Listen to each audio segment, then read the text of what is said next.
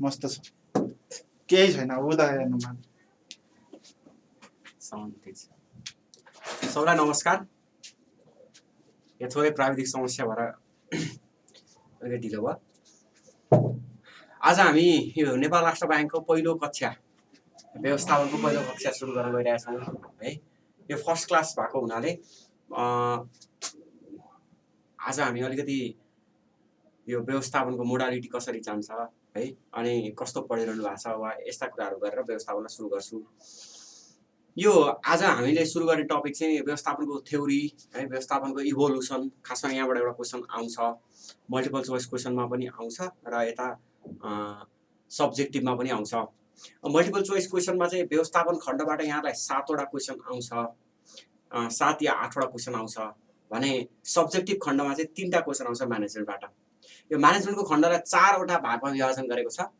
Management, HRM, त्यसैगरी letter and memo writing र trade union, यो इन्डस्ट्रियल रिलेसन भनौँ न, औद्योगिक सम्बन्ध वा ट्रेड युनियन, यसरी विभाजन गरेको छ। मैले पहिले सब्जेक्टिभ वेमा जान्छु वा त्यसको प्यारालली अब्जेक्टिभ पनि जान सक्यो भने त्यो अब्जेक्टिभ पनि जान्छु। कतिपय सिलेबस चाहिँ सब्जेक्टिभ भिन्दै अब्जेक्टिभ भिन्दै भएको हुनाले सबैमा हामीले सब्जेक्टिभ र अब्जेक्टिभलाई जोड्न सकिँदैन वा त्यस्तो गर्नु प्रभावकारी हुँदैन भने सब्जेक्टिभको हामी सुरु गरेर अनि अब्जेक्टिभ पनि त्यसलाई सँगसँगै लिएर जान्छौँ। जस्तो कि आजको म्यानेजमेन्टको भयो भने त्यसको सब्जेक्टिभ चाहिँ जान सकिन्छ, प्रिन्सिपलको कुरा, इभोल्युसन, म्यानेजमेन्टको इभोल्युसनको कुरामा जान सकिन्छ। अदरवाइज अरूमा चाहिँ जस्तो कि लेटर एन्ड मेमो राइटिङ त्यसमा एमसिक्यूमा आउँदैन हैन, इन्डस्ट्रियल रिलेसन त्यसको एमसिक्यूमा आउँदैन। त्यस्ता कुराहरू चाहिँ यो सिलेबस भिन्न भिन्दै भएको हुनाले हामी पहिले सब्जेक्टिभ सकेर अब्जेक्टिभतिर जान्छौँ। अब यहाँहरुको मैले यो कमेन्ट देख्न सकिरहेको छैन, यो स्क्रिन चेन्ज भएर।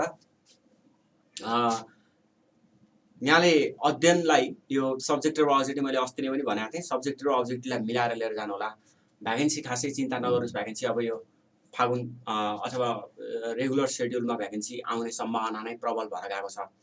उदाहरणका लागि यो नेपाल प्रहरीले भ्याकेन्सी गरिसकेको थियो, त्यसको एक्जाम भएको थिएन। अब अहिले असोजमा नेपाल प्रहरीले पनि यो एक्जाम सञ्चालन गर्नलाई नोटिस निकालेको देखिन्छ। निजामतीको पनि खुल्न सक्छ। त्यो भएपछि राष्ट्र ब्याङ्कको, वाणिज्य ब्याङ्कको पनि भ्याकेन्सी खुल्ने सम्भावना प्रबल देखिन्छ। राष्ट्र ब्याङ्कको सिलेबस कम्पिटिसन अत्यन्तै हाई छ है, 40-45-50 जनाको भ्याकेन्सी खुल्छ।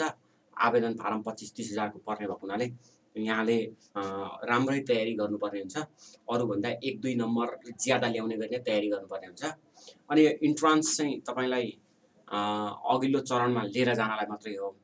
परीक्षामा सफलै बनाउनका लागि चाहिँ द्वितीय चरण महत्त्वपूर्ण छ र त्यो द्वितीय चरणमा पनि यो व्यवस्थापन खण्ड चाहिँ विशेष गरी क्वेसनहरू जताबाट पनि बङ्ग्याउन सक्ने भएको हुनाले व्यवस्थापन खण्ड महत्त्वपूर्ण छ। यसबाट 3टा क्वेसन आउँछ। 3टा क्वेसनमा 2टा क्वेसन जति छुट्यो भने यहाँको नाम निस्किँदैन, 2टा क्वेसन जति राम्रोसँग एटेम्प गर्नु भने यहाँको नाम निस्किँदैन। अनि जाँचमा फेल गराउनका लागि एउटै क्वेसन बिग्रे पर्याप्त भइहाल्छ। त्यही भएर तपाईलाई असफल बनाउनका लागि एउटा महत्त्वपूर्ण खण्ड हो यो व्यवस्थापन खण्ड। अब अकाउन्टको कुरा गर्नुहुन्छ भने, कम्प्युटरको कुरा गर्नुहुन्छ भने, ब्याङ्किङको कुरा गर्नुहुन्छ भने, एननिएमको कुरा गर्नुहुन्छ भने त्यसमा चाहिँ लगभग फिक्स क्वेसनहरू ज्यादा हुन्छन्। यद्यपि नपढिकन त्यो मिल्ने चान्सेस छैन। त्यही भएर म्यानेजमेन्टमा चाहिँ त्यो कुराहरू ख्याल गर्नु होला।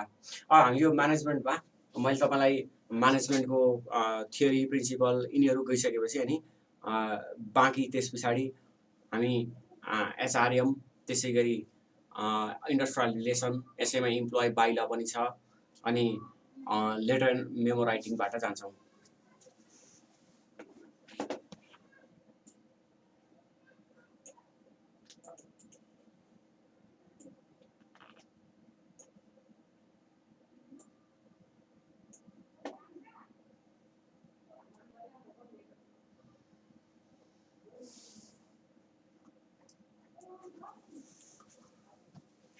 यहाँको कमेन्ट मैले देखेँ, खरिदार सुब्बा लगायत सबैको खुल्ने सम्भावना प्रबल छ।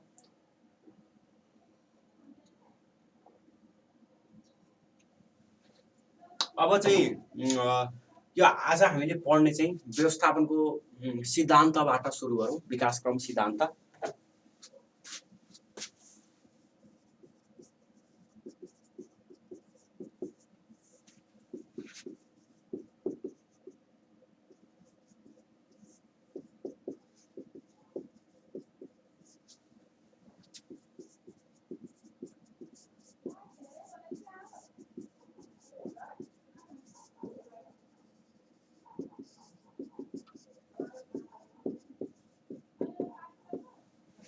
यो टपिकबाट यहाँलाई आउन सक्ने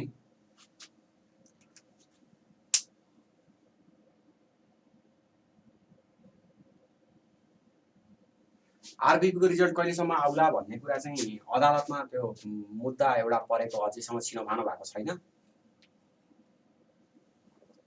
मोस्ट प्रोबेबली रिजल्ट तयार हो, मुद्दाले रोकेको। त्यही भएर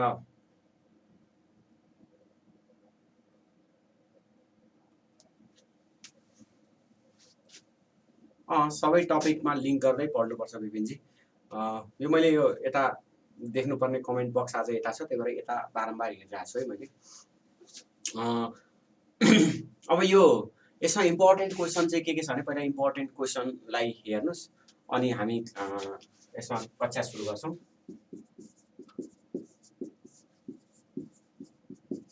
सम्भावित प्रश्नहरू 1 नम्बरमा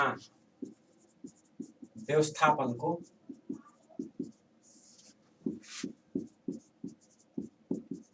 सैद्धान्तिक विकासक्रम बारे चर्चा गर्दै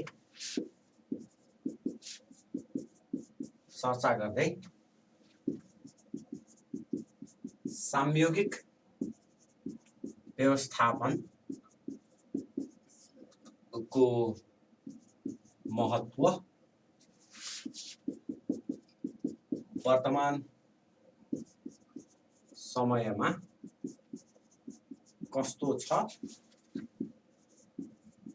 प्रकाश पार्नुहोस्। 7+3 यस्तो खालको क्वेसन आउन सक्छ। एक्सप्लेन theoretical development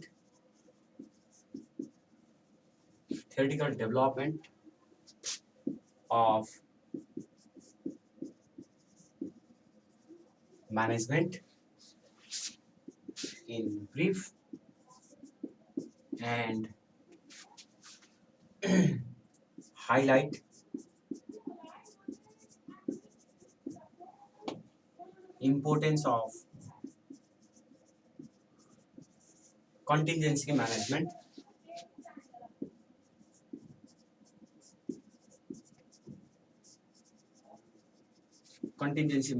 in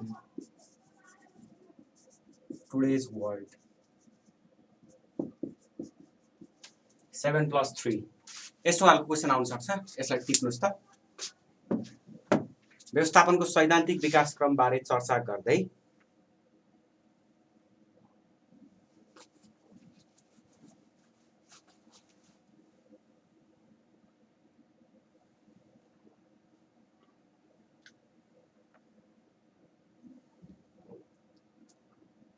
सामूहिक व्यवस्थापनको महत्व, वर्तमान समयमा कस्तो छ प्रकाश पार्नुहोस् भनेको छ। Explain theoretical development of management in brief and highlight importance of contingency management on today's world।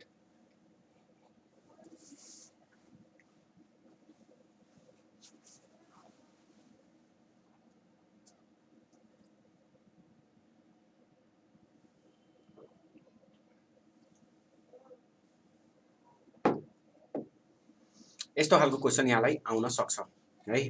अब अर्को खालको क्वेसन आयो भने अलि सिधा खालको क्वेसन आयो भने चाहिँ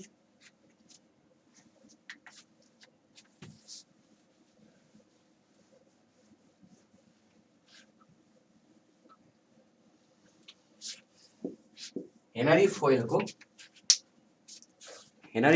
व्यवस्थापनको सिद्धान्तलाई प्रकाश पार्नुहोस्।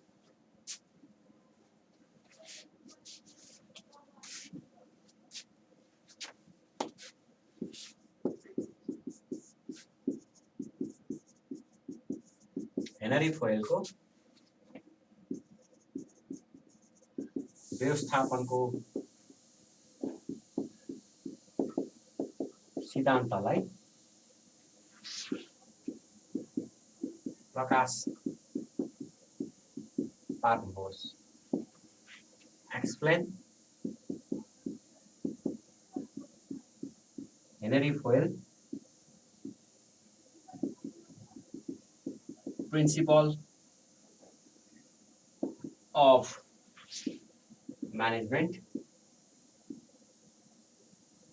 In brief. यो 10 मार्क्स। यसरी पनि क्वेसन आउन सक्छ।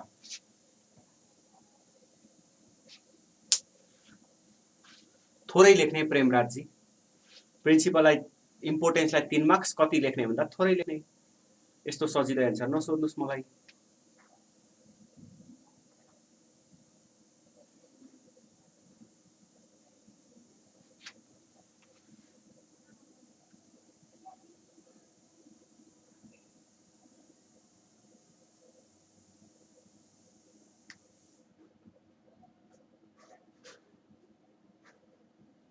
अर्पणले ह्यान्डराइटिङको कुरा गर्नुभएको। मेरो ह्यान्डराइटिङ नराम्रो पनि छैन, राम्रो पनि छैन।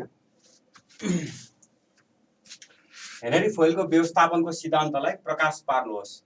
Explain the Henri Fayol's principle of management in brief. है, explain the principle of management in brief हो, यसरी यो जोड्नु होला। अब यसमा म्यानेजमेन्ट के हो त, व्हाट इज म्यानेजमेन्ट, पहिला त्यो जान्नु पर्यो। यसमा चाहिँ 14 प्रिन्सिपल लेख्नु पर्यो सन्देशी। प्रिन्सिपल भनेर आयो भने टेलर, फोइलको, वेबरको लेख्ने कि हेनरी फोइल। प्रिन्सिपल मात्रै आयो भने चाहिँ सबैको मिलाएर लेख्ने हो। अनि हेनरी फोइलको प्रिन्सिपल भनेर आयो भने चाहिँ हेनरी फोइलको प्रिन्सिपल 14 प्रिन्सिपल मात्रै लेख्नु पर्यो। सन्देश बराल बस्नेतले सोधेको क्वेसनमा है। अब सुरु गरौँ है त।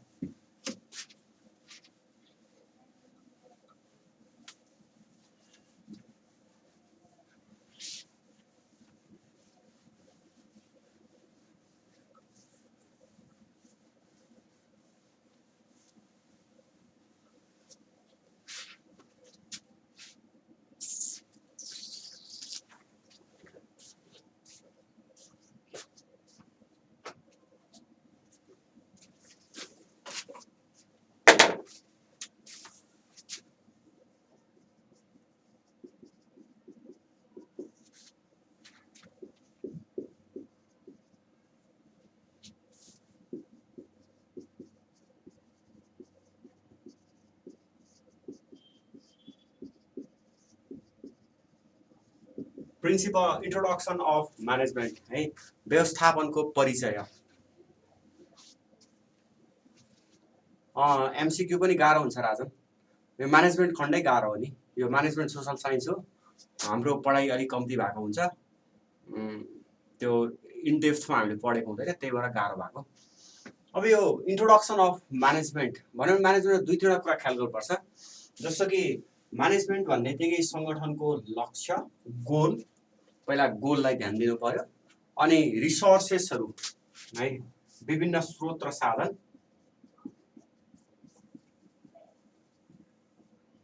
विभिन्न स्रोत र साधनहरू।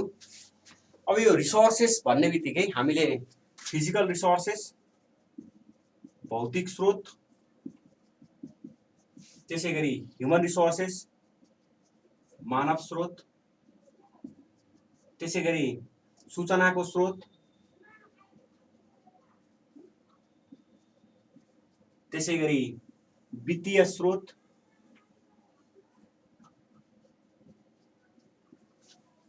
फाइनेन्शियल रिसोर्सेस, वित्तीय स्रोत।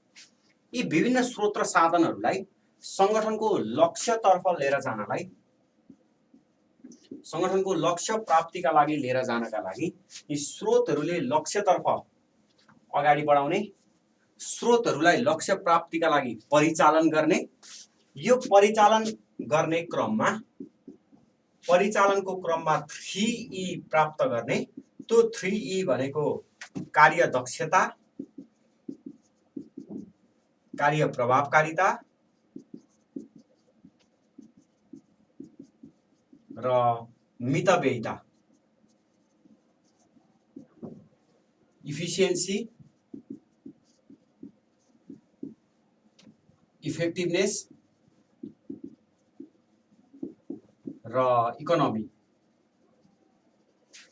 यो 3टा E प्राप्त गर्ने यस्तो खालको कार्यलाई हामी व्यवस्थापन भनेर बुझ्छौँ। सङ्गठनको रिसोर्सेसहरूको परिचालन हो, त्यो रिसोर्सेसहरुको परिचालन कसरी भन्दाखेरि 3E प्राप्त गरेर इफिसियन्सी, इफेक्टिभनेस र इकोनोमिक ढंगबाट परिचालन गर्ने। अब व्यवस्थापन भनेको कुनै पोस्ट होइन, व्यवस्थापन भनेको संगठनमा देखिने तत्त्व होइन, व्यवस्थापन संगठनको हार्डवेयरसँग सम्बन्धित छैन, व्यवस्थापन संगठनको भिजुअल फ्याक्टर होइन, व्यवस्थापन संगठनको इन्भिजिबल फ्याक्टर हो, व्यवस्थापन संगठनको सफ्टवेयर हो, व्यवस्थापन संगठनको एडमिनिस्ट्रेटर हो, व्यवस्थापन संगठनको मोबिलाइजर हो, व्यवस्थापन संगठनको कन्ट्रोलर हो, व्यवस्थापन संगठनको कोअर्डिनेटर हो, व्यवस्थापन संगठनको प्लानर हो, व्यवस्थापन संगठनको अर्गनाइजर हो।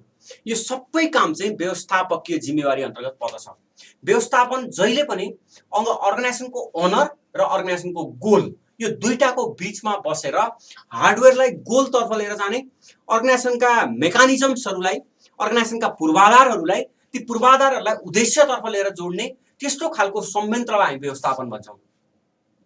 व्यवस्थापन कुनै व्यक्तिको नाम होइन है, व्यवस्थापक भन्छौँ हामी व्यवस्थापकीय गतिविधिहरू सञ्चालन गर्नका लागि। त्यही भएर व्यवस्थापन भनेको विभिन्न विद्वानले विभिन्न तरिकाले परिभाषित गरे है। व्यवस्थापन कुनै एउटाले एउटै तरिकाले परिभाषित गर्न सकेको छैन।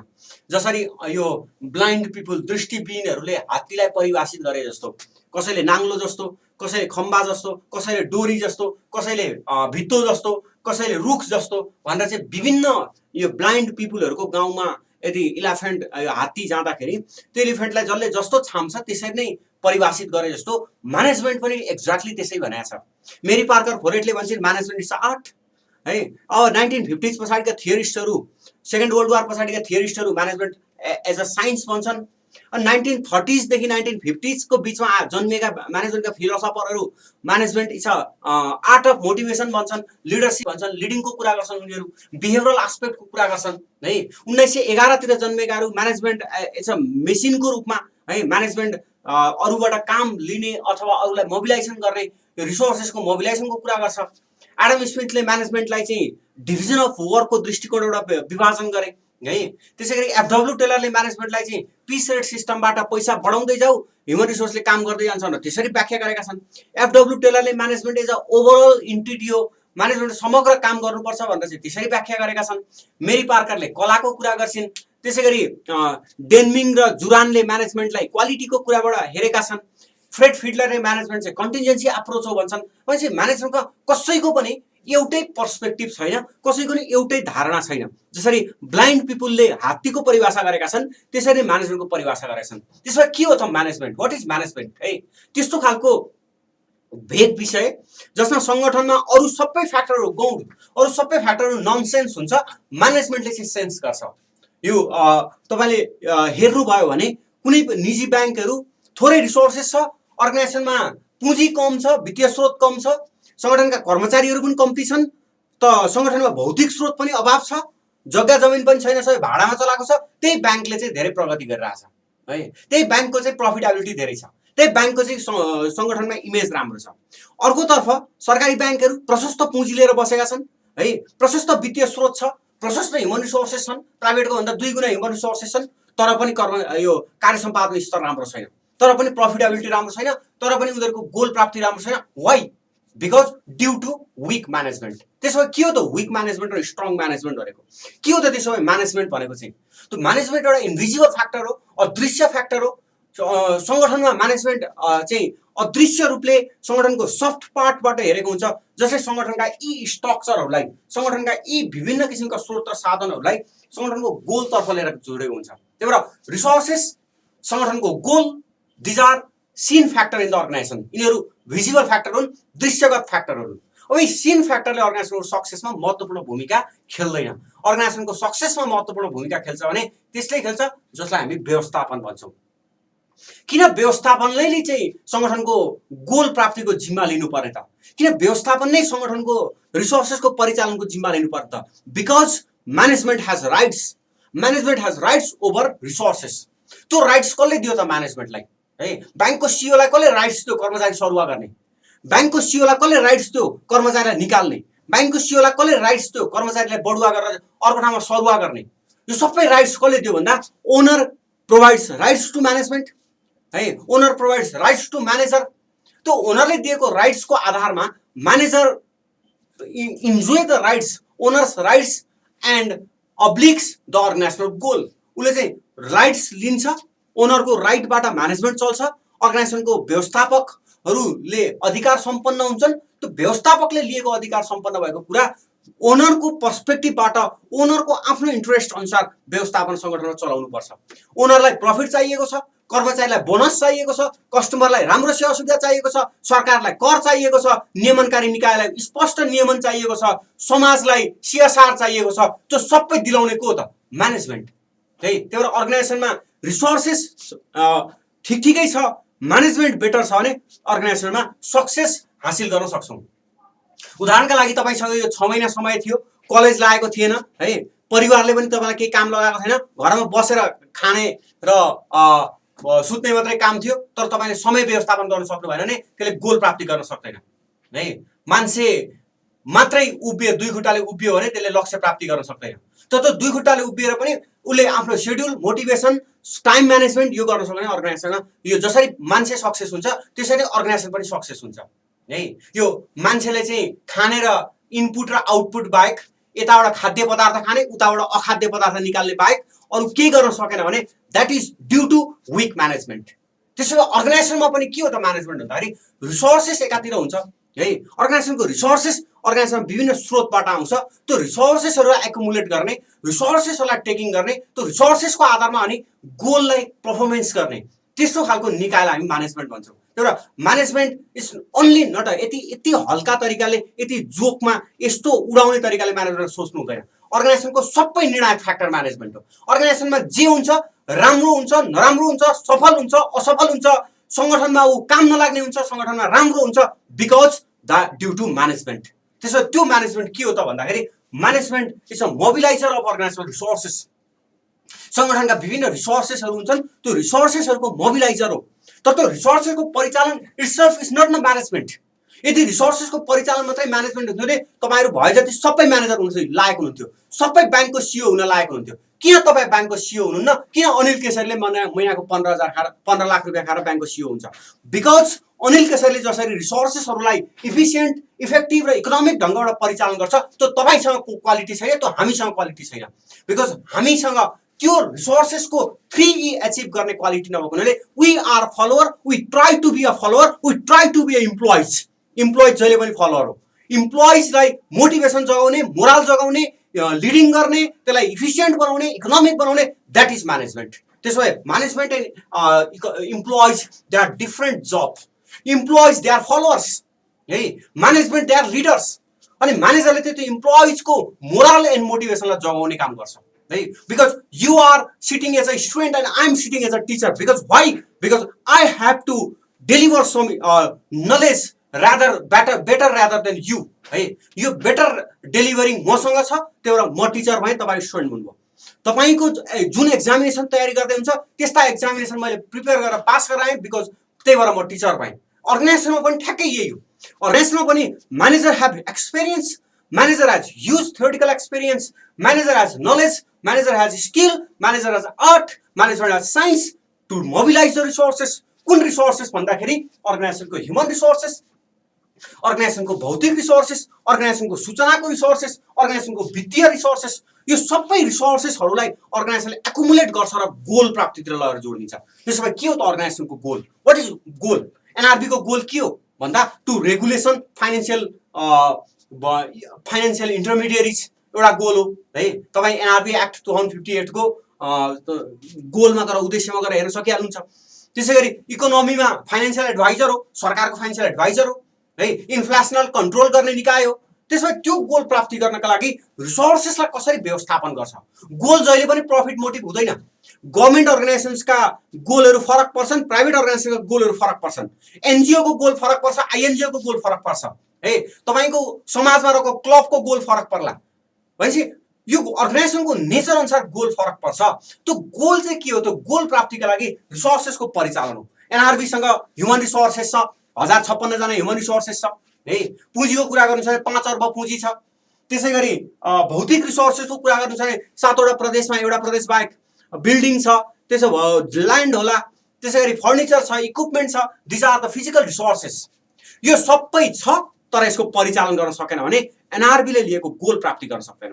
एनआरबीले इन्फ्लेसन कन्ट्रोल गर्न सक्दैन, एनआरबीले इकोनोमीमा स्टेबल ल्याउन सक्दैन, एनआरबीले गुड फाइनेन्शियल एडभाइस दिन सक्दैन, एनआरबीले ह्युमन रिसोर्सेसलाई मोटिभेसन गर्न सक्दैन, एनआरबीले ह्युमन रिसोर्सेसको मोरल बढाउन सक्दैन, एनआरबीले ह्युमन रिसोर्समा एक्सपेन्डिचर गर्छ तर गोल प्राप्ति गर्न सक्दैन।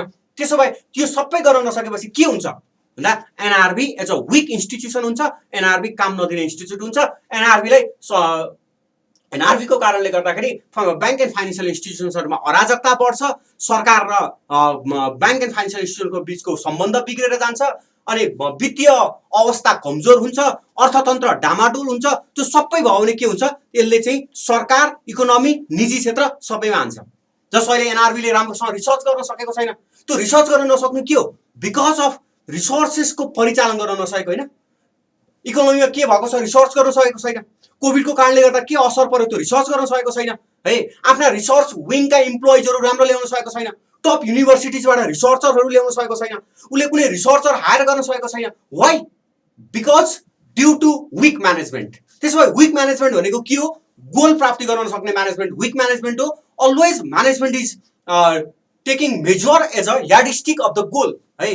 गोल एचिभ गर्न सक्यो, तपाईँ केले इभ्यालुएट हुनुहुन्छ? नेपाल राष्ट्र ब्याङ्कमा तपाईँ नाम निकाल्नु भयो, सबैको हाई सबैको प्रिय। तपाईँ हिजो क्लास बङ्कर हुनुहुन्थ्यो होला, तपाईँ हिजो लास्ट बेन्चर हुनुहुन्थ्यो होला, तपाईँ हिजो घामट हुनुहुन्थ्यो होला, तपाईँले हिजो टिचरलाई दुःख दिनुभएको थियो होला, तपाईँ हिजो कक्षामा पढ्दाखेरि टिचरलाई गाली गर्नुभएको थियो होला। त्यो सबै बिर्सेर टिचरलाई के भन्छ? ओहो, यो विद्यार्थी त हुने बिरुवाको चिल्लो पात, सानै कक्षादेखि साह्रै राम्रो थियो, होमवर्क पनि गर्थ्यो, फर्स्ट बेन्चमा पनि बस्थ्यो, साथीसँग हल्ला गर्दैन थियो। Why? Because you are evaluating the result, you are evaluating by result. तपाईँ एनआरबीमा नाम निस्क्यो कि ननिस्क्योले रिजल्ट इभ्यालुएसन गर्छ। तपाईँको टिचरले हिजो तपाईँ मिसबिहेभ गर्नुभएको छ भने राम्रो भन्छ, तपाईँको छिमेकीले राम्रो भन्छ, ओहो कति राम्रो बिहान बिहान उठेर पढ्थ्यो भन्छ। पढ्नु छ नपढ्नुसँग सरकार छैन, because you are evaluated by your goal achievement. त्यसो भए management is evaluated by goal achievement. किन सबै 27वटा कमर्सियल ब्याङ्कका सिइओहरू अनिल केसरी शाह बन्न सकेनन्? किन सबै नेपाल राष्ट्र ब्याङ्कका गभर्नरहरू कुनै एउटा आइडल गभर्नर जस्तो बन्न सकेनन्? किन इन्डियामा त्यत्रो गभर्नरहरू आए, रघुराम राजनकै चर्चा हुन्छ? किन रघुराम राजन चाहिँ आरबिआईबाट रिटायर भइसकेपछि पनि उनका आर्टिकल्सहरू चाहिँ पढिन्छ? किन नेपालमा यत्रा प्रधानमन्त्रीहरू आए, बिपी कोइरालालाई हामी सम्झिन्छौँ? किन यत्रा प्रधानमन्त्री आए, मनमोहन अधिकारीलाई हामी सम्झिन्छौँ? Because they are good manager. अब अहिले 2/3 बहुमत ल्याएर पनि किन केपी शर्मा ओलीलाई सबैले गाली गर्छ? Because he is bad manager है। रिसोर्सेसको दोहन गर्छ, रिसोर्सेसको मिसम्यानेजमेन्ट गर्छ, रिसोर्सेसलाई गोल प्राप्तितिर लान सक्दैन, जनता खुसी छैन, जनता समृद्ध छैन, विकास छैन, भ्रष्टाचार बढेको छ। So he is bad manager.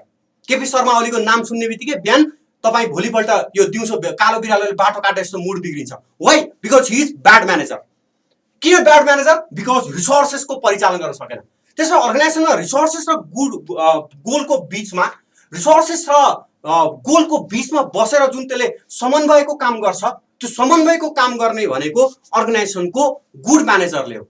Nepal राष्ट्र ब्याङ्कको manager he is bad manager because Nepal राष्ट्र ब्याङ्कले न राम्रो रिसर्च गर्न सकेको छ, न वित्तीय संस्थालाई नियमन गर्न सकेको छ, न सरकारलाई गतिलो इन्फर्मेसन दिन सकेको छ, न सरकारलाई गतिलो कुनै सुझाव दिन सकेको छ। हि इज त्यो म्यानेजर एज अ गभर्नर। तपाईँले गभर्नरलाई जागिरे जस्तो सोच्नलाई कम्पेयर गर्दै हुन्छ है।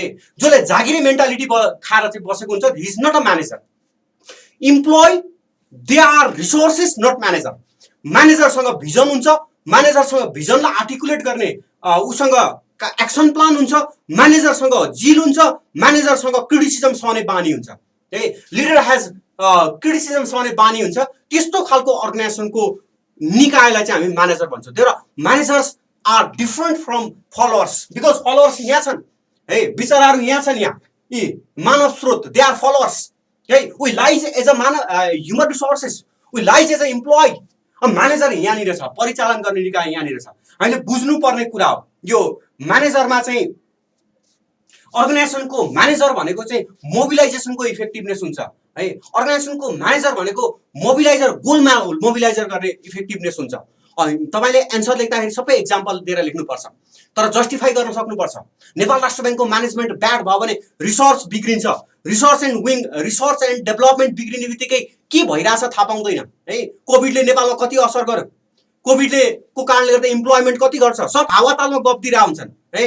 सुरुमा साउदी कतारबाट 15 लाख जति मान्छे फर्किन्छन् भनेको थियो, अहिले 15,000 पनि फर्केनन् है। अब कोरोनाले केही पनि गर्दैन, 2-4 जना बाहेक अरूलाई लाग्दैन भनेको थियो, 50-60 हजार 1 लाख पुग्न आँटिसक्यो है। दिस इज ब्याड फोरकास्टिङ है। पहिला नेपाल टेलिभिजनको फोरकास्टिङ कसरी हुन्थ्यो? यसो ढोकाबाट हेर्यो, कालो बादल देख्यो भने आज पानी पर्नेछ भनेर फोरकास्टिङ गर्थ्यो। आजकल इक्विपमेन्ट ल्याएको छ, नयाँ इक्विपमेन्टले गर्दाखेरि पानी पर्छ कि पर्दैन उसले थाहा पाउँछ। त्यसो भए forecasting, that is planning, organizing, directing, controlling, leading, motivating, coordinating, यो सबैको इफेक्टिभनेस केले डिटरमाइन गर्छ? Because of management. त्यसो भए म्यानेजमेन्ट के हो त भन्दा, management goal, mobilization of resources, to mobilize the resources.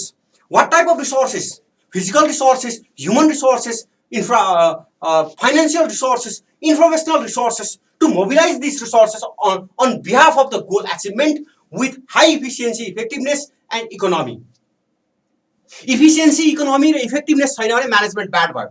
तपाई 5 घण्टा बस्नुस् तर 2 पेज भन्दा पढाइ गर्नु भने तपाईको पढाइ इफेक्टिभनेस भएन, गोल प्राप्ति गर्न सक्नुहुन्न। तपाई स्मार्ट स्टडी गर्नुहुन्छ, 2 आवर्स बस्नु भयो तर तपाईले 8-10 पेज पढ्नु भयो भने दैट इज गुड म्यानेजमेन्ट।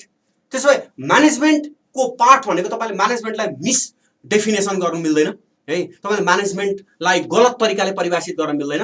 अर्गनाइजेसनमा जे हुन्छ सबै म्यानेजमेन्टको कारणले गर्दा बिग्रिने वा सप्रिने सबै म्यानेजमेन्ट हो है। यो देशमा अबको 2 वर्ष कसैले बिगार्छ भने त्यो 1 नम्बर केपी शर्मा ओलीले बिगार्ने हो। त्यही हो बिगार्ने है। Why? Because he is manager. उले हामीले 2/3 बहुमत दिएर त देशको म्यानेजर बन भनेको छ। अब त्यसलाई 2/3 बहुमत दिएर बनाएको म्यानेजरलाई उले राम्रो काम गर्दैन अरूलाई दोष दिएर हुन्छ? कर्मचारीलाई गाली गरेर हुन्छ? हिजो मात्रै संविधान सभा दिवसको दिन कर्मचारीको कारणले गर्दाखेरि अब मुलुक बिग्रिने भयो। कर्मचारीको कारणले गर्दाखेरि कामै गर्न सकिएन, घोगो हेरेर बसेको छ। त्यसले कर्मचारीलाई काम लाउने कि नलाउने त्यसको जिम्मेवारी हैन, म्यानेजरको जिम्मेवारी हैन। एउटा ह्युमन रिसोर्सेस फ्रस्ट्रेसन छ कि, एउटा ह्युमन रिसोर्सेस काम गर्न सकेको छैन कि, एउटा ह्युमन रिसोर्सेस मोटिभेट छैन कि, त्यो सबै काम म्यानेजरको जिम्मेवारी हो। त्यो म्यानेजरले परिचालन गर्न सक्नु पर्यो नि त कर्मचारीलाई। कर्मचारीले काम गरेको छैन भने त्यसलाई काम लाउन सक्नु पर्यो, कर्मचारीले गल्ती गरेछ भने त्यसलाई निकाल्न सक्नु पर्यो। Because manager has right to mobilize the resources. यति कुरा बुझ्नु पर्दैन म्यानेजरले। त्यो अर्गनाइजेसनमा पनि रिसोर्सेस नथिङ है। Human resources they are nothing. Human resources केही पनि होइन। कर्मचारी इटसेल्फ इज नथिङ, केही पनि होइन ह्युमन रिसोर्सेस। बिकज त्यो कर्मचारीलाई त उठ भने उठ, बस भने बस। त्यो कर्मचारीलाई त मन्त्रीले त सचिवलाई त तुरुक्कै मुताउन सक्छ। त बसे बस, नबसे नबस, यस्तो बनाउन सक्छ। Because the leading power has to the rights to lead is limited to manager. त्यो म्यानेजरले आफ्नो गल्ती छोप्नका लागि कर्मचारीलाई गाली गर्ने, त्यो म्यानेजरले आफ्नो गल्ती छोप्नका लागि इन्फ्रास्ट्रक्चरलाई गाली गर्ने, त्यो म्यानेजरले आफ्नो गल्तीलाई छोप्नका लागि अरू रिसोर्सेसहरूलाई गाली गर्ने। बिकज ह्युमन रिसोर्सेस अर्गनाइजेसनमा लाटो भाइ जस्तो हो, अनि म्यानेजर भनेको अर्गनाइजेसनमा बाठो भाइ जस्तो हो। त्यो बाठोले लाटोलाई उठ भने उठ, बस भने बस है, जे गर्न नि सक्छ। बिकज मोबिलाइजेसनको रिसोर्स अथोरिटी कोसँग छ भन्ने कुराले म्यानेजर डिटरमाइन गर्छ। अब यो कुरालाई तपाईले सम अप गर्नु पर्यो है। म्यानेजमेन्ट भनेर यसरी बुझ्नु पर्यो। यहाँले विश्वको म्यानेजमेन्ट हेर्नुस्, सिङ्गापुरमा ली कुवानले वेल म्यानेजमेन्ट गरे, सिङ्गापुरले आज नेपालसँग चामल मागेर खान्थ्यो, अब अहिले विश्वको टप इकोनोमी भएको छ है। माओकै कुरा गरौँ भने माओले देन स्याओपिङले 70 करोड मान्छेलाई गरिबीको रेखामुनिबाट हटाए है। इन्डियाकै कुरा गर्नुहुन्छ भने इन्डियामा मनमोहन सिंह अर्थमन्त्री हुँदाखेरि अथवा उनको प्रधानमन्त्रीत्व कालमा वा अहिले मोदीले पनि तरक्की गरिरहेछ है। अब अर्कोतिर अराजकतावादी ट्रम्पले भएको पनि बिगारिरहेछ भनेपछि त्यो सबै कुरा म्यानेजरमा आएर डिटरमाइन हुन्छ क्या। म्यानेजर अर्गनाइजेसनको यो अर्गनाइजेसनको जोसँग अधिकार छ र जोसँग यो म्यानेजर राइट्स एन्ड ड्युटिज छ, जोसँग अथोरिटी छ, त्यो अथोरिटी हुनेले काम गर्ने हो, अथोरिटी हुनेले मोबिलाइजेसन गर्ने हो। अनि त्यो मोबिलाइजेसन कसरी गर्ने? Efficient, effective and economic mobilisation गर्ने हो। त्यो 3E प्राप्त गर्न सक्दैन भने, राम्रोसँग मोबिलाइजेसन गर्न सक्दैन भने, राम्रोसँग उसले अधिकारको प्रयोग गर्न सक्दैन भने त्यो म्यानेजरियल कमजोरी हो क्या। त्यो अर्गनाइजेसनको कमजोरी होइन, ह्युमन रिसोर्सेसको कमजोरी होइन। कुनै पनि ह्युमन रिसोर्सेस काम नदिने हुँदैन, कुनै पनि ह्युमन रिसोर्सेस सङ्गठनमा काम गर्न नसक्ने हुँदैन। तर के हुन्छ भन्दा म्यानेजरले मोटिभेसन गर्न सक्नु पर्यो नि त। त्यो मोटिभेसन मोरल बिल्डिङ भनेको म्यानेजरको जिम्मेवारी हो क्या, त्यो इम्प्लोइको जिम्मेवारी होइन। त्यो मोटिभेसन मोरल जिम्मेवारी बढाउने, उकासेर काम गराउने है, काम मान्छेलाई मोटिभेसन जगाएर उत्प्रेरित बनाएर मनोबलका साथ काम गर्न काम लगायो भने सङ्गठनमा उसले जे पनि काम गर्न सक्छ है। फर इक्जाम्पल तपाईँ खुसी भएको दिन के गर्नुहुन्छ नि, बुरुक बुरुक उफ्रेर चाहिँ पढ्नुहुन्छ नि, त्यो दिन पढेको कुरा पनि कति मजाले आउँछ। तपाईँ निराश भएका बेला, लो फिल गरेका बेला, तपाईँ डिप्रेस्ड भएका बेला हेर्नुहोस् त, किताब अगाडि बस्यो भने केही हुनेवाला छैन नि त। भनेपछि कर्मचारी त मोरल र मोटिभेसन जगायो भने काम गर्छ नि। कर्मचारीलाई त मोनिटरी र नन मोनिटरी बेनिफिट दियो भने पो काम गर्छ त। कर्मचारी त स्वाभाविक रूपमा जागिर खान आएको हो नि। कर्मचारी त स्वाभाविक रूपमा अल्छी छ नि। कर्मचारी त स्वाभाविक रूपमा उसले काम नगर्नै खोज्छ नि। म्यानेजरले लगाउनु पर्यो नि त, त्यो म्यानेजरले हुक एन्ड क्रुकको प्रयोग गर्नु पर्यो नि त। त्यसो भए अर्गनाइजेसनमा रिसोर्सेस आफ्नो ठाउँमा छ, रिसोर्सेस राम्रो र नराम्रो भन्ने कुरा हुँदैन, किनकि अर्गनाइजेसनले रिक्रुटमेन्ट गर्ने बेलामा नै राम्रो रिसोर्सेस भनेर ल्याएको हुन्छ। त्यो अर्गनाइजेसनमा रिक्रुटमेन्ट गर्ने बेलामै राम्रो ल्याएको ह्युमन रिसोर्सेसलाई अर्गनाइजेसनको इन्भाइरोमेन्टमा बिगार्ने काम म्यानेजरले गर्छ। त्यसो भए सङ्गठनको म्यानेजर भनेको अर्गनाइजेसनको सबै कुरा डिटरमाइन गर्ने, सबै कुराहरू त्यसमा निर्धारण गर्ने र रिसोर्सेसहरूलाई परिचालन गर्ने काम म्यानेजरले गर्छ। हो त्यही कुरा, त्यही म्यानेजमेन्ट चाहिँ हामीले यहाँ गर्छौँ। अब एक्जामिनेसनमा यही म्यानेजमेन्ट के हो भन्दा यसरी तपाईँले एकदमै क्रुक, एकदमै rightly goal, resources, efficiency, effectiveness, economy यसलाई जोडेर लेख्न सक्नु पर्यो नि त। हावा तालमा लेखेर है व्यवस्थापनहरूको कला हो, व्यवस्थापन यो हो, हाबी जाबी लेखेर एन्सर मार्क्स आउँछ? आउँदैन, बिकज त्यसले तपाईँलाई राइटली डिफाइन गर्न सक्दैन क्या। हो यो कुरालाई तपाईँले म्यानेजमेन्टमा समअप गर्नुपर्छ।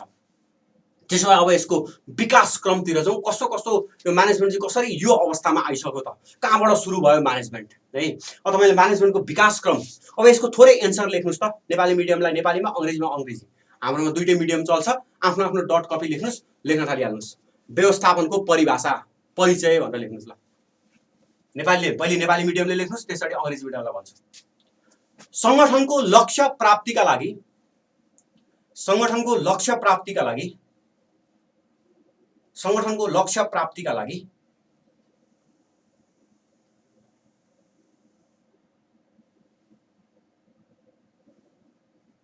लक्ष्य प्राप्तिका लागि सङ्गठनमा उपलब्ध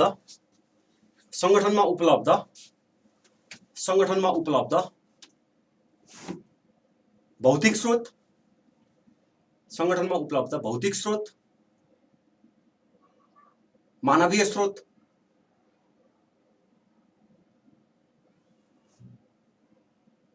सूचनाको स्रोत र वित्तीय स्रोतलाई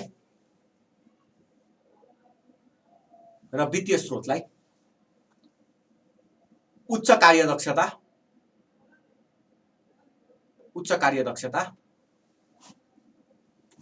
उच्च प्रभावकारिता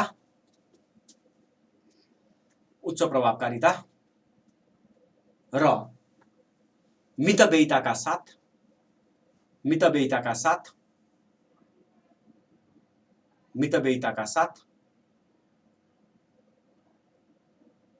परिचालन गर्ने कार्य,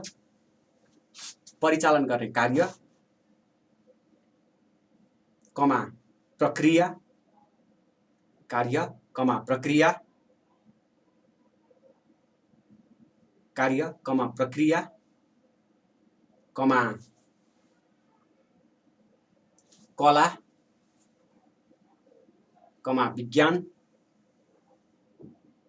कला,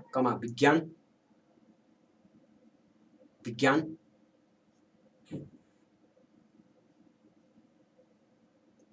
लाई, विज्ञानको समग्र स्वरूपलाई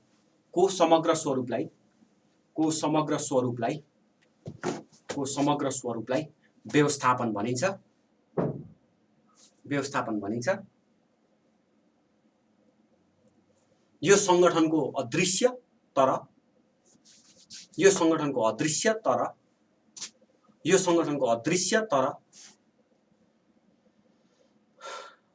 तर लक्ष्य प्राप्तिको, यो सङ्गठनको अदृश्य तर लक्ष्य प्राप्तिको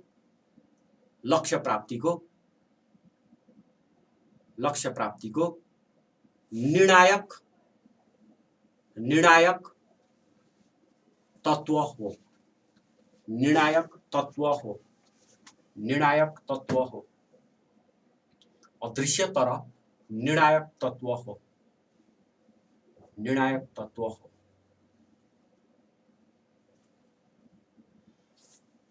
Management is art, science, process, function. Art, science, process, function, stream, stream,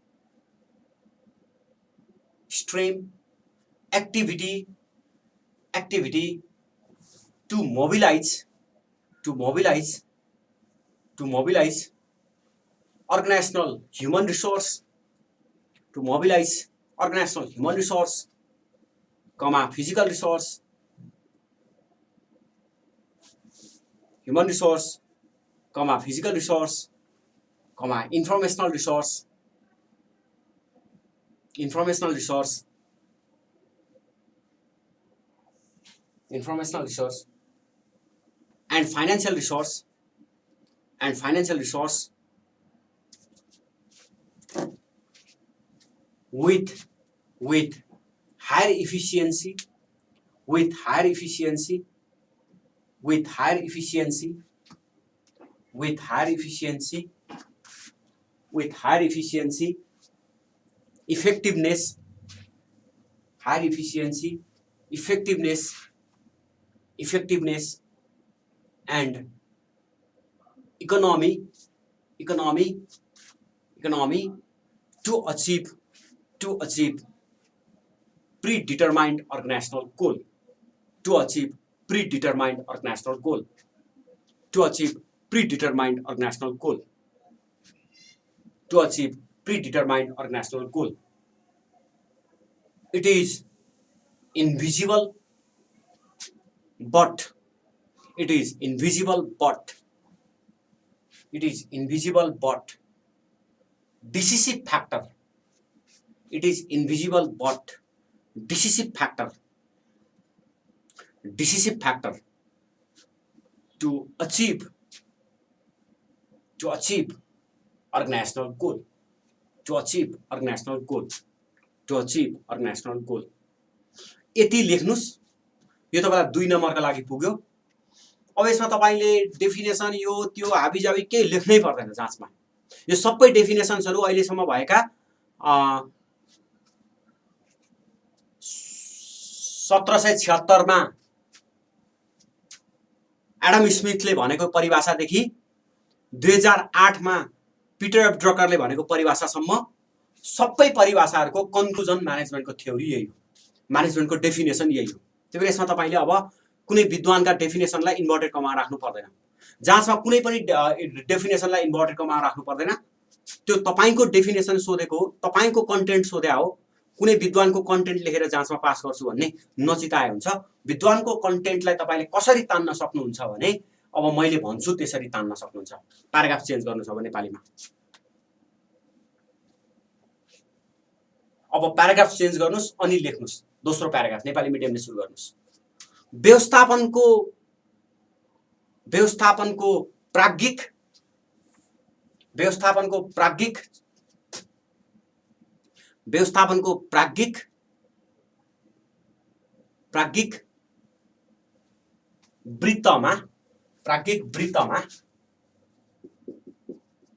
वृत्तमा 1776 मा सन्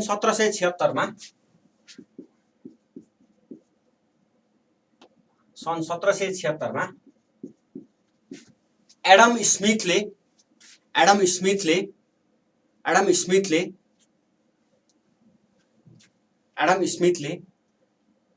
श्रम विभाजन र कार्य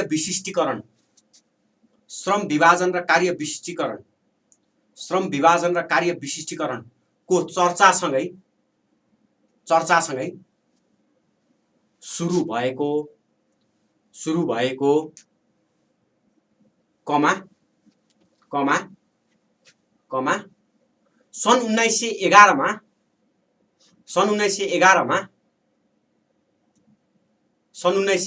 मा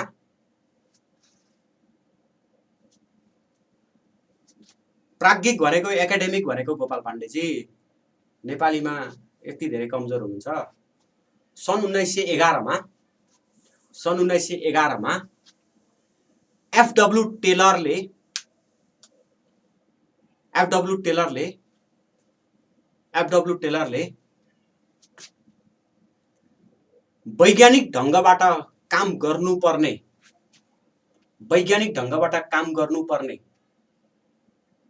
चर्चा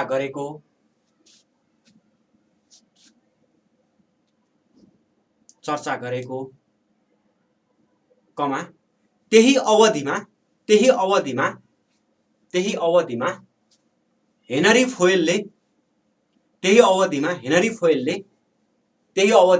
फोयलले प्रशासनिक व्यवस्थापन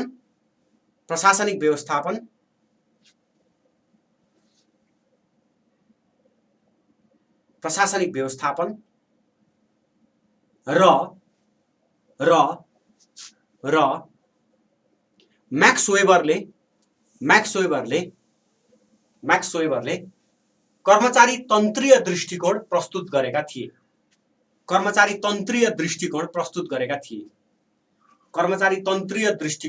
गरेका थिए।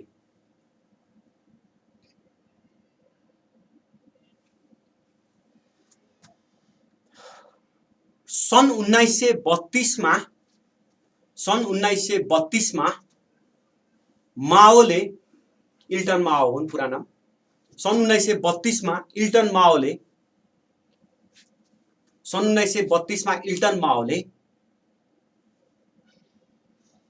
व्यवहारवादी दृष्टिकोण परिचित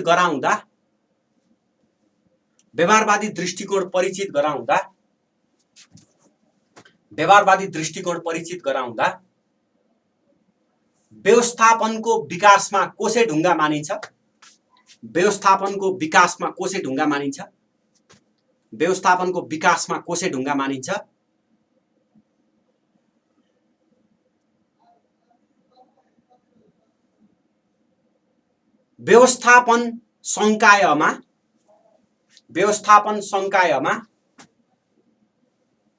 व्यवस्थापन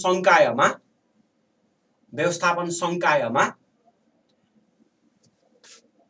द्वितीय विश्वयुद्धपछि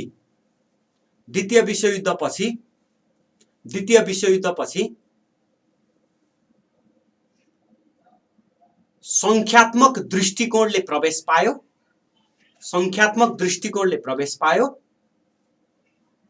भने सन् 1970 पछि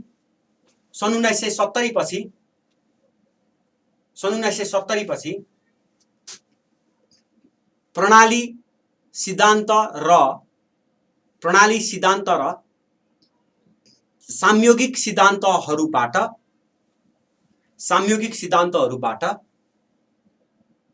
व्यवस्थापकीय गतिविधिहरू फराकिलो भएको छ।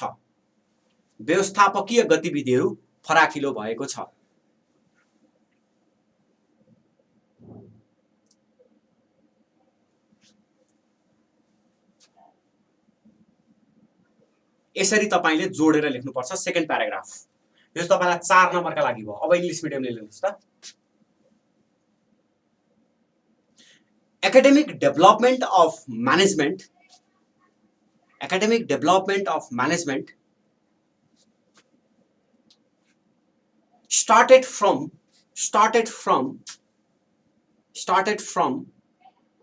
Adam Smith's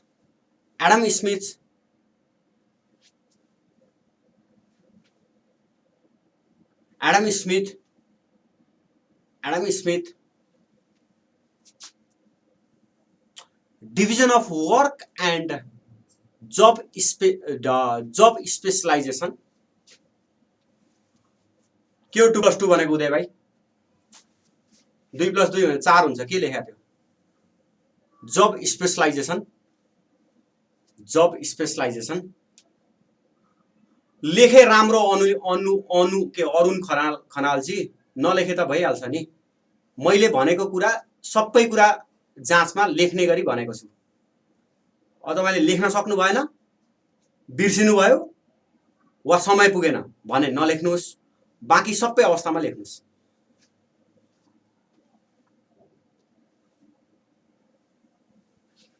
जब स्पेशलाइजेसन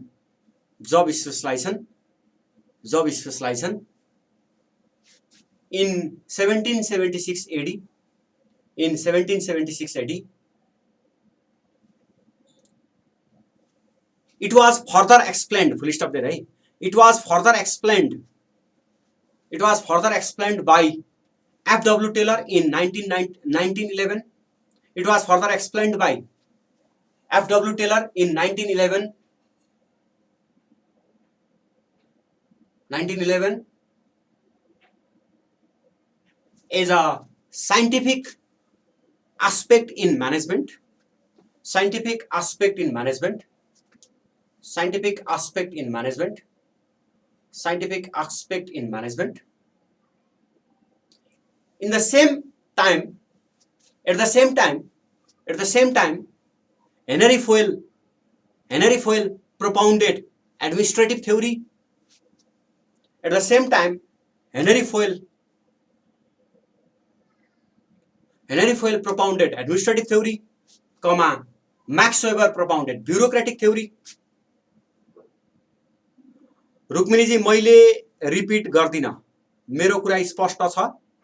यो भित्र यो दिमागको पनि भित्र भित्र भित्र कुन चाहिँ सेलबाट निस्केको एन्सर हो, मैले रटेर आएर भनेको आप रिपिट गर्नु, मबाट रिपिट हुँदैन। तपाईबाट के हुन सक्छ भने भिडियो ब्याक गर्नुस्, सुन्नुस् अनि टिप्नुस्, कुरो स्पष्ट छ। मेरो कुनै पनि क्लासमा केही कुरा पनि रिपिट हुँदैन, केही कुरा पनि मैले भनेको कुरा टिप्नुस् भनेको कुरा टिपेर बस्नुस्, एटेन्टिभ भएर बस्नुस्, डट कपी रेडी भएर राख्नुस् अनि माइन्डलाई कन्सन्ट्रेटेड बनाएर राख्नुस्। मेरो क्लासमा स्पेशली, अरु क्लास मलाई थाहा छैन। अनि यो क्वेशन चाहिँ इम्पोर्टेन्ट छ भन्ने कुरा त्यो लगभग जाँचमा आउँछ, त्यो कुरा लेखेर राख्नुस्, पछि जाँचमा त्यही क्वेशन आउँछ। यो क्वेशन 100% आउँछ भनेकोलाई 100% तयारी गरेर राख्नुस्। त्यति कन्फिडेन्ट छ मसँग, तपाईले मेरो कन्फिडेन्टलाई काउन्टर दिने प्रयास नगर्नु होला। At the same time, Max Weber propounded bureaucratic theory. यहाँसम्म भयो, फुल stop, full stop. In 1932,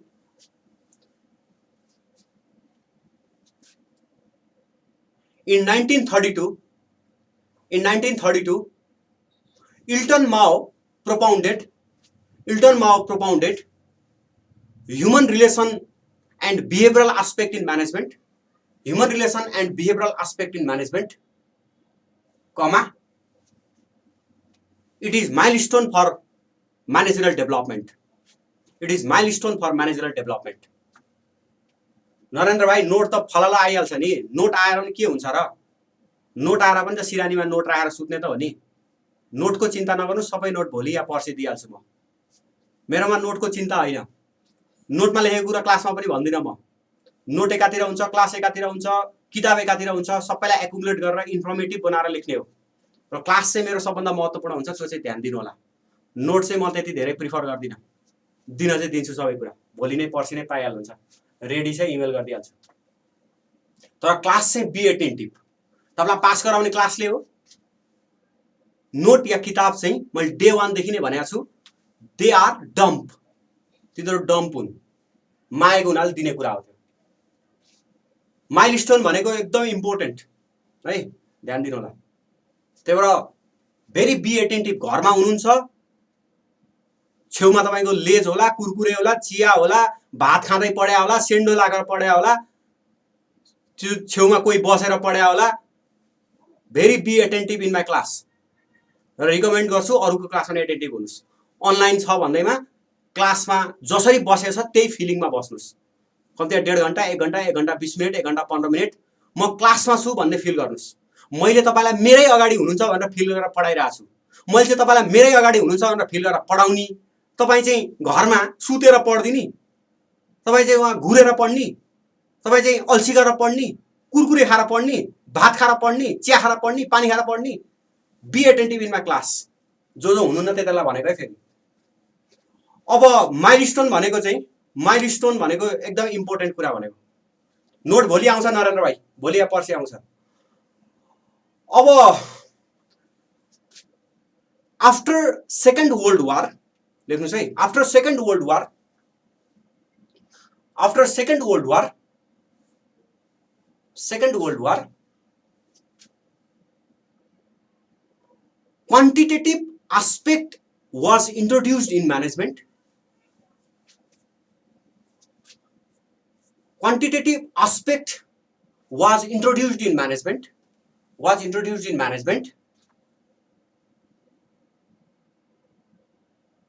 After 1970s, after 1970s,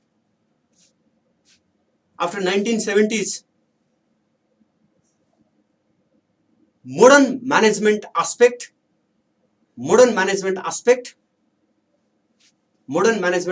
like system theory, management by objective and contingency theory, system theory, management by objective and contingency theory,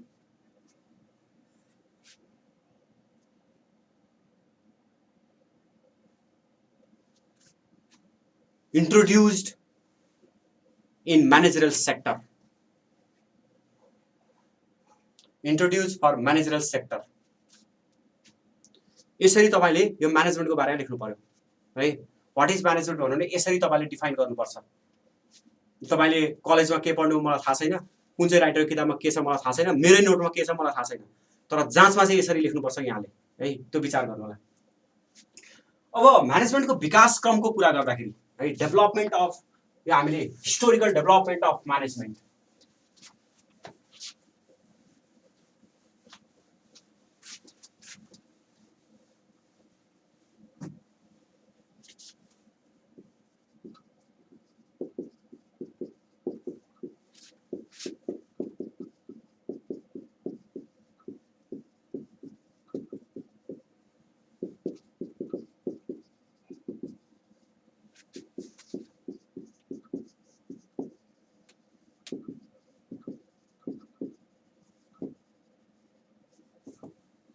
Historical development of management.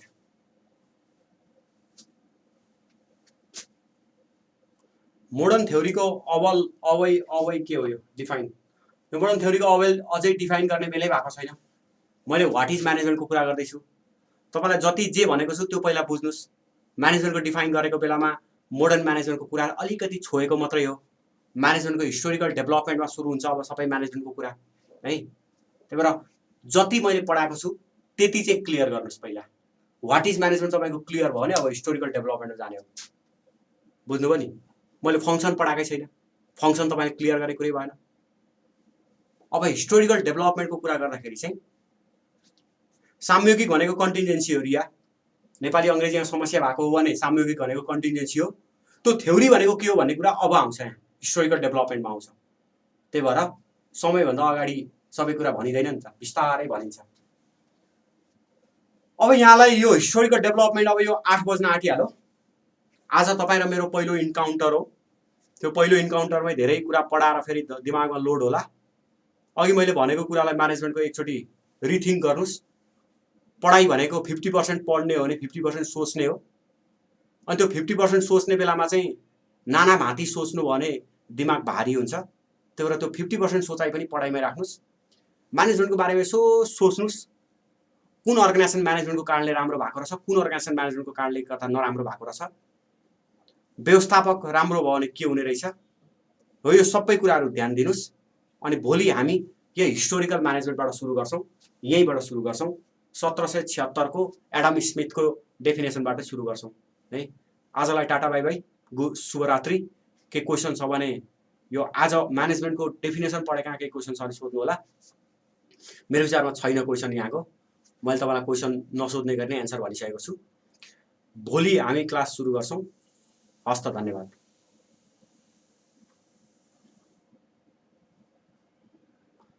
एउटा सेन्टेन्समा word repetition कतिको फरक पर्छ? खतमै हुन्छ भाइ. यो repetition भन्ने शब्दले खतमै पार्छ. अनि अघि कसले मेरो ह्यान्डराइटिङको बारेमा प्रश्न उठाउँदै थियो. ह्यान्डराइटिङ बुझिने हुनुपर्छ. त्यो भन्दा महत्त्वपूर्ण कुरा ह्रस्व दीर्घ मिलेको हुनुपर्छ. मेरो ह्रस्व दीर्घ हेर्नुस्. मेरो ह्रस्व दीर्घमा कुनै समस्या 5%, 1%, 2% समस्या होला, समस्या छ हुँदैन. तपाईको ह्यान्डराइटिङमा पनि ह्रस्व दीर्घमा समस्या हुँदैन. ह्यान्डराइटिङमा ह्रस्व दीर्घको समस्या अनि नबुझिने यो दुईटा भयो भने ह्यान्डराइटिङको काम छैन. नेपाली र अंग्रेजी जुनमा लेखे नि हुन्छ, तर राम्रो चाहिँ लेख्नुपर्छ. त्यो राम्रो लेखिएन भने भाषाको के काम भयो हैन. अंग्रेजी जाने सबै विद्वान, यो विश्वमा अंग्रेजी बोल्ने सबै विद्वान, नेपाली बोल्ने खतम, चाइनिज बोल्ने खतम. त्यो हुँदैन.